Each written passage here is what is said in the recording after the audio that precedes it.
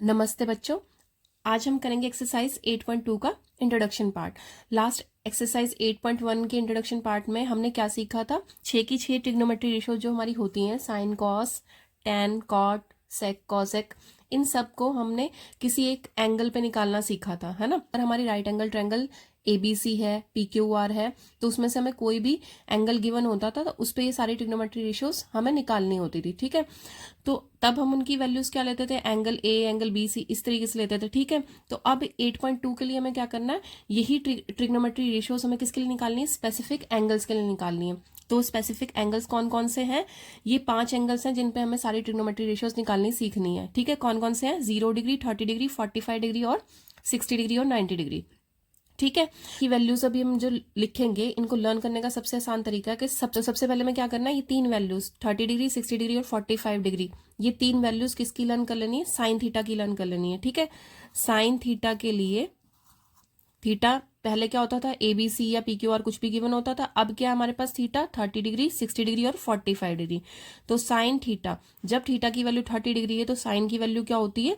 1/2। जब थीटा की value 60 degree है तो साइन कितना होता है? √3/2, ठीक है। फिर जब साइन थीटा यानी कि थीटा की वैल्यू जब हमारी 45 डिग्री है तो साइन की वैल्यू क्या होगी? 1/√2, ठीक है। अब ये 3 वैल्यूज आपको अच्छे से लर्न कर लेनी है। अगर हमें 3 वैल्यूज एकदम टिप्स पे हो गई तो हमें पूरा टेबल आसानी से लर्न हो जाएगा, ठीक है। तो अब इसे लर्न करने का तरीका देखो। पहली 3 वैल्यूज क्या है? 1/2 है। लास्ट वाली क्या है? पहले तो ये ध्यान रखना कि हमने एंगल्स कैसे लिए हैं, ठीक है। जो हमारी बुक में टेबल है वो इस तरीके से है, बट हमने लर्न करने के लिए कैसे लिए हैं? इस तरीके से लिए हैं। तो ध्यान रखना, पहले हमारा 30 डिग्री है, फिर उसका जस्ट डबल 60 डिग्री है, ठीक है। फिर क्या है? 45 डिग्री है, ठीक है। तो पहली वैल्यू हमारी 1/2 और 60 डिग्री पे कितनी है? √3/2 और 45 डिग्री पे कितनी है? 1/√2, ठीक है। तो अगर अब हमें ये वैल्यूज लर्न हो गई हैं तो अब हम कॉस के लिए आराम से वैल्यूज निकाल सकते हैं। कैसे निकलेंगी कॉस के लिए वैल्यूज? कॉस थीटा हमारा क्या होगा? ये इधर आ जाएगा और ये इधर चला जाएगा, ठीक है। देखो कॉस 30 डिग्री की वैल्यू क्या होती है? जो साइन की 60 डिग्री पे वैल्यू होती है, तो ये यहाँ पे आ गया √3/2, ठीक है। फिर हमारी कॉस 60 डिग्री की वैल्यू क्या होती है? जो साइन की 30 पे होती है, तो यहाँ क्या आ गया? 1/2, ठीक है। फिर 45 पे साइन कॉस की सेम वैल्यू रहती है, ठीक है। हो गई हमें 2 वैल्यूज लर्न। अब हमने साइन की इन 3 पे देख ली थी वैल्यू क्या होती है, तो उसी से हमारी कॉस की निकल गई, ठीक है। अब हमें जो 2 नेक्स्ट वैल्यू लर्न करनी है वो क्या लर्न करनी है? इन दोनों की 0 और 90 डिग्री पे, ठीक है। अब साइन कोस की हम किस पे लर्न करेंगे? 0 और 90 डिग्री पे। एक बार ध्यान से सारा कुछ देख लेना, फिर आपको टेबल बहुत अच्छे से लर्न हो जाएगा, ठीक है। तो चलो अब यहाँ का मेथड देखो क्या है। हमें पता है इसकी वैल्यू, साइन और कॉस की वैल्यू क्या जाती है? 0 और 1 के बीच में रहती है, ठीक है। अब ध्यान दो, अगर हमें 0 डिग्री पे दोनों की वैल्यू निकालनी है, साइन की 0 डिग्री पे वैल्यू कितनी होगी? यहाँ पे आई आ रहा है तो इसका मतलब 1 नहीं होगी, तो कितनी होगी? 0 होगी, ठीक है। साइन 90 पे कितना होगा? 1 होगा। जस्ट इसके अपोजिट कॉस हो जाएगा, ठीक है। अब साइन क्या है? 0 डिग्री पे 0 है, तो कॉस 0 डिग्री पे कितना हो जाएगा? 1 हो जाएगा। साइन 90 पे कितना है? 1 है, तो कॉस 90 पे कितना हो जाएगा? 0 हो जाएगा, ठीक है।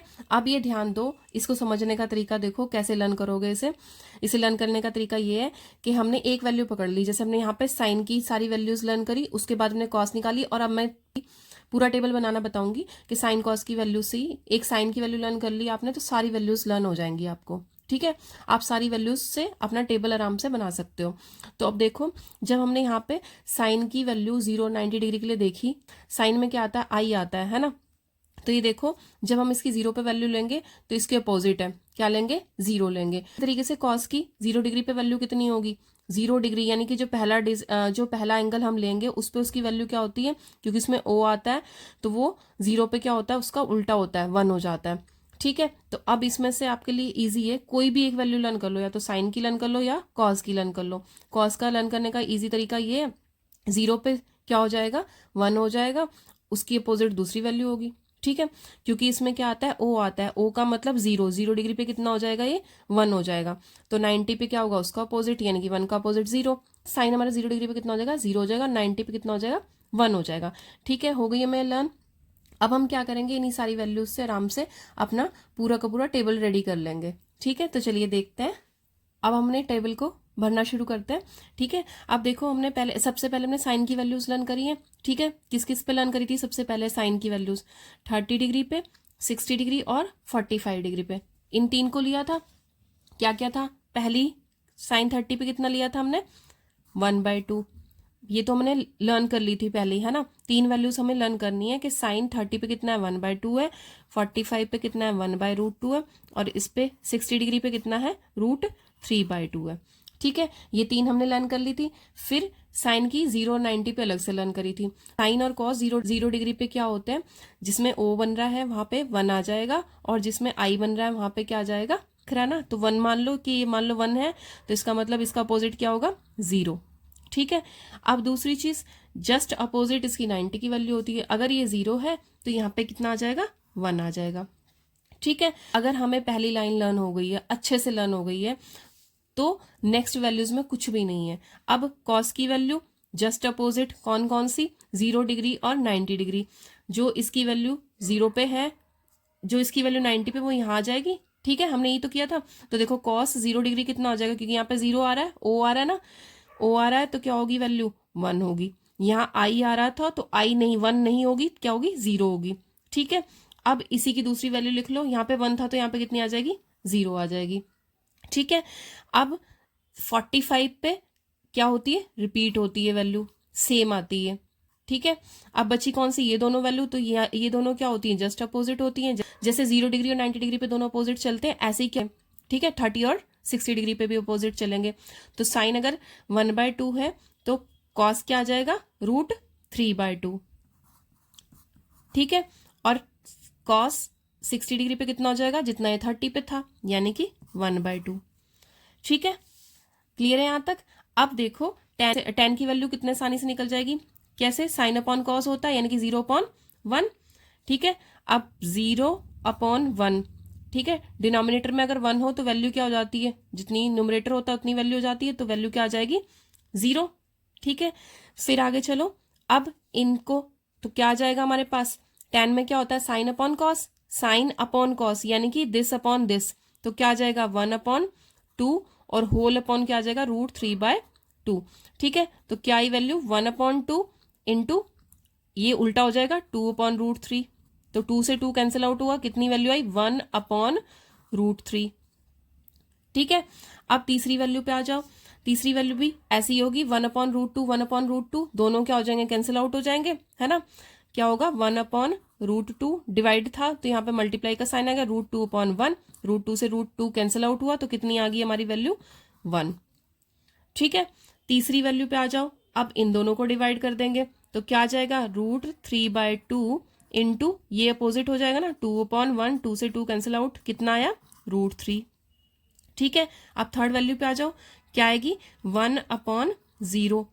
हमें पता है कि Q, जब हम किसी भी रेशनल नंबर की बात करते हैं तो P/Q में Q नॉट इक्वल टू 0 होना चाहिए, यानी कि डिनोमिनेटर हमारा कभी भी 0 नहीं होना चाहिए, क्योंकि इसकी वैल्यू हमें नहीं पता है। जब भी डिनोमिनेटर 0 हो जाएगा तो वो उसे हम क्या लिख देंगे? Not defined. ठीक है, ये वैल्यू अभी तक डिफाइन नहीं की गई है।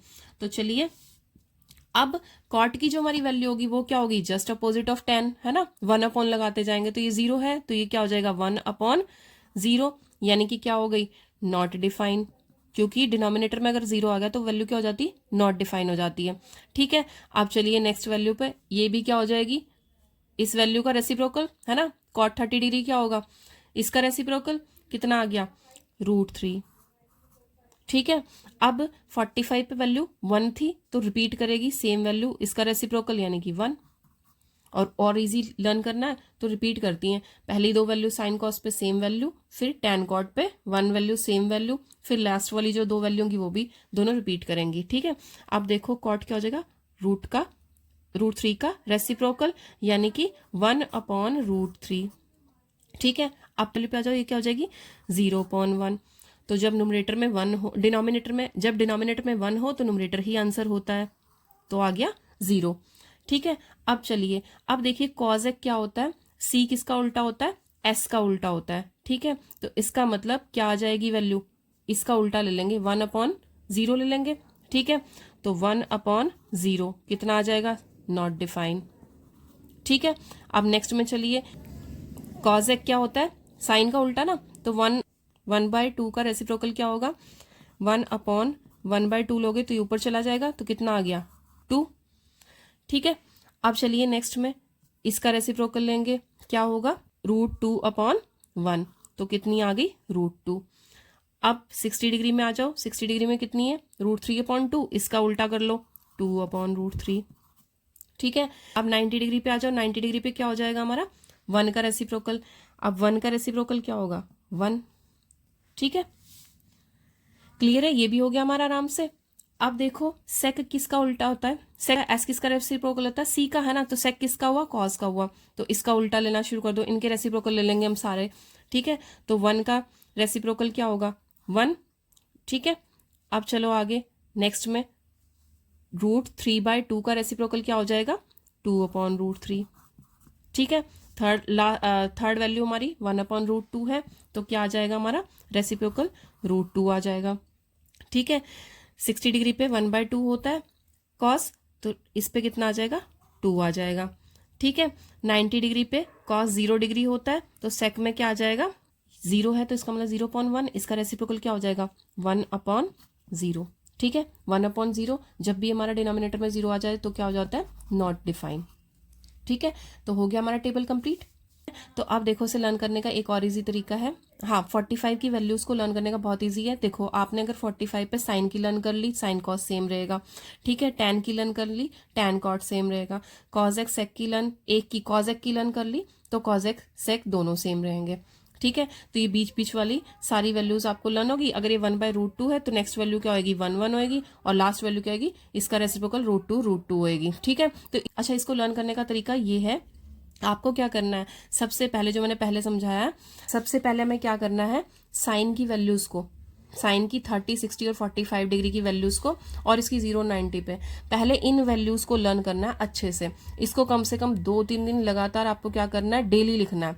ठीक है, पहली 2-3 वैल्यूज को, उसके बाद फिर आप इस टेबल को, फिर आप इस टेबल को बनाएंगे। ठीक है, तो कम से कम 1 वीक आपको रेगुलरली इसको 10 से 15 मिनट देने हैं बनाने के लिए, उसके बाद आपको एकदम टिप्स पे हो जाएगा।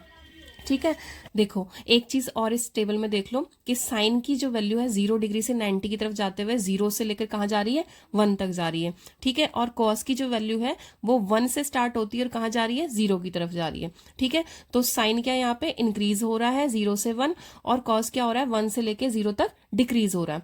ठीक है, तो कंप्लीट हो गया हमारा टेबल। अब हम इससे रिलेटेड क्वेश्चन करेंगे नेक्स्ट वीडियोज में।